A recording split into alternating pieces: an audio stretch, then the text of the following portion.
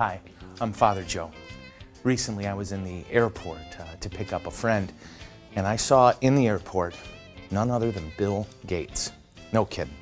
So I thought, here's a great opportunity. So I approached him and I said, Mr. Gates, I hate to pester you, but I've got a friend who's coming off that plane, and I'd like to play a little trick here. Could you act like you know me? Could you come up when I'm talking to my friend and say, hey, Joe, how's it going? I haven't seen you in a while, or something like that. No kidding, he agreed to do it. So I'm waiting. My friend got off the plane, and as I'm greeting him warmly, Bill Gates comes up, and he says, Father Joe, oh my gosh, I haven't seen you in a dog's age. How you doing? It's great to see you again. At which point I says, hey, back off, Gates. I'm trying to talk to my buddy here. Let's look at this week's question. This is getting dangerous. Speaking of Bill Gates, dear Father Joe, in terms of software piracy, if it's possible to do it, why is it wrong? After all, Microsoft has billions.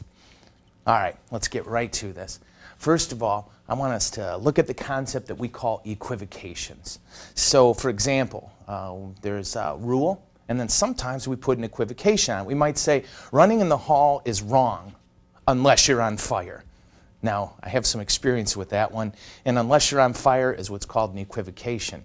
So we look at the commandment, which says, thou shalt not steal.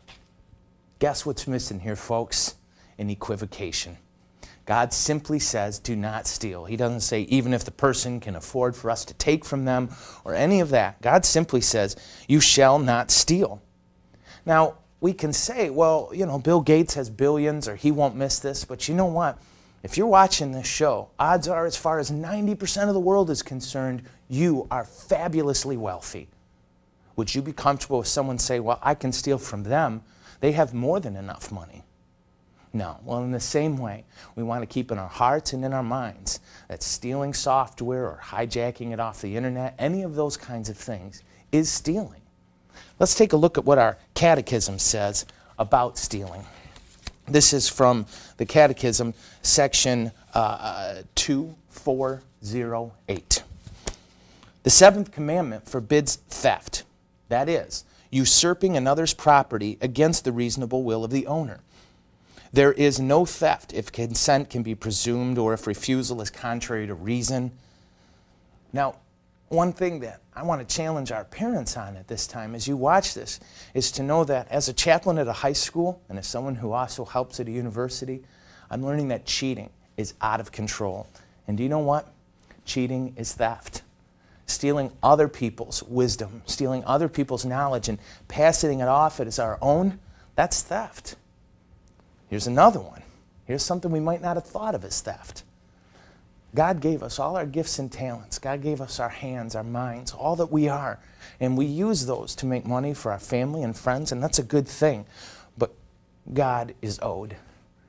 The Scripture speaks to us of the importance of setting aside a little bit of our income. The Bible recommends 10%. We set that aside and we offer it to God as thanks. We say, God, thank you for giving me the gifts to make this money, and now I give you some of that back. Folks, when we don't do that, that's stealing from God. So let's let this challenge us. Let's let the commandment not to steal challenge us. In the end, we once again find that God believes the best of us. He believes that we can make it in the world by being men and women of character. Our focus for this next period of our life can be really simple. We must never steal, be it software, be it other people's hard worked for knowledge, or be it our gifts and talents, which God so desperately needs. Thank you very much.